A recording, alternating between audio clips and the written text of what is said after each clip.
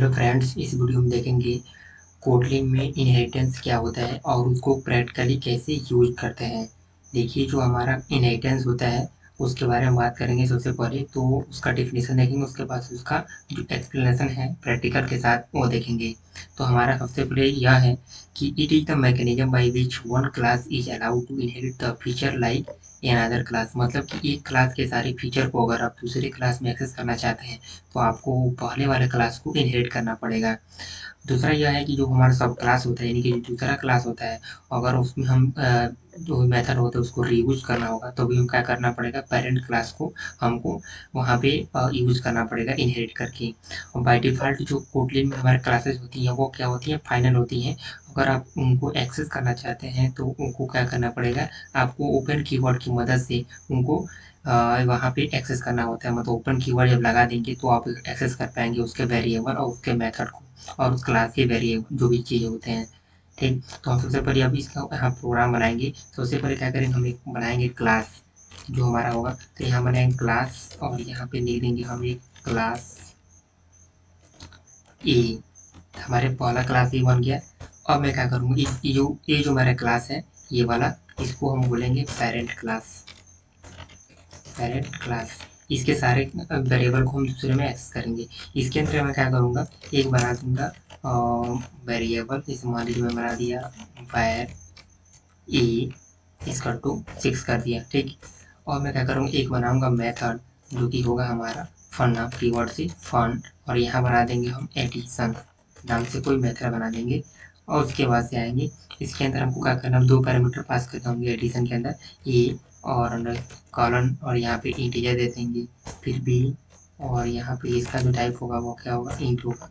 फिर हम क्या करेंगे, यहाँ पे आएंगे और इसको एंटर करेंगे, और फिर इसका जो रिटर्न टाइप होगा वो हम क्या करेंगे, इंट दे देंगे, नहीं तो एरर आएगा।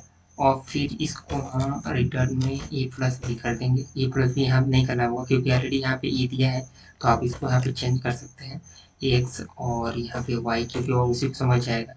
तो रिटर्न कर देंगे हम एक्स और प्लस वाई, तो एक्स प्लस हमारा वाई हो जाएगा। ये हो गया हमारा। ठीक, अब देखेंगे हमको जो एरर हो रहा है वो एरर शो नहीं हो रहा था। हमने यहाँ पे एक बनाया क्या, वेरिएबल, एक बनाया क्या, मेथड। अब मुझे क्या करना है, एक क्लास के अंदर बना करके इसको एक्सेस करना है। तो मैं क्या करूँगा, यहाँ बनाऊँगा क्लास, और यहाँ पे एक बनाऊँगा क्लास बी, क्लास बी। और इसके अंदर मैं क्या करना चाहता हूँ, इसके अंदर मैं एक्सेस करना चाहता हूँ इसकी, ठीक है, वेरिएबल को। तो मैं चाहता हूँ कि इसको बार बार इसमें भी ना लिखूँ मैं, तो इसलिए मैं क्या करूँगा, इसको इनहेरिट करूँगा। इनहेरिट करने के लिए क्या करना पड़ेगा, आपको पता है कि बाय डिफ़ॉल्ट जो क्लासेज होती हैं कोटलिन में वो क्या होती है, फाइनल होती हैं, उनको आप इनहेरिट नहीं कर सकते हैं।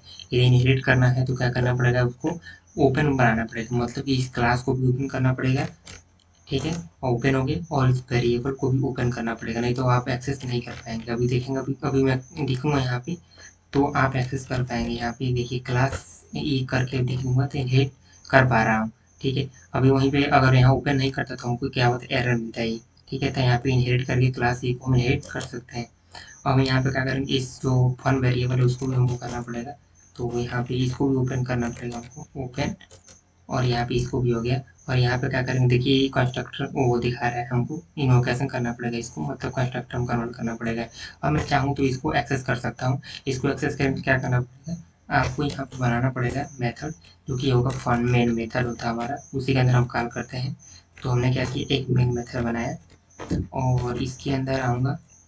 ठीक, और मैं इनको एक्सेस करूँगा, इस वेरिएबल को और इसको क्या, मेथड को, किसके थ्रू, इसके जो ऑब्जेक्ट है उसके थ्रू, मतलब क्लास बी के ऑब्जेक्ट के थ्रू। हमको क्लास ए का नहीं बल्कि क्लास बी से हम एक्सेस करेंगे। तो मैं क्या करूँगा, यहाँ भी आऊँगा और बना दूंगा एक वैर, और यहाँ पे लिख दूंगा क्लास बी टूल करके, और यहाँ पे लिख दूंगा क्या, जो हमारा क्लास बी है, क्लास बी।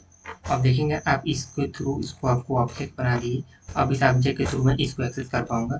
तो मैं यहाँ पे सबसे पहले तो एक प्रिंट कर लेता हूँ, तो प्रिंट एलेफ कर दी, और इसके अंदर मैं लिखूंगा कि द वेरिएबल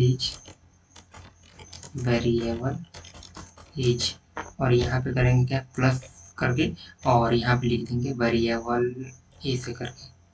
और यहाँ पे हम जो क्लास बी है डार्ट करेंगे तो देखेंगे आप क्लास बी के थ्रू आप एक्सेस कर पा रहे हैं, ए को भी एक्सेस कर पा रहे हैं और उसको भी एक्सेस कर पा रहे हैं।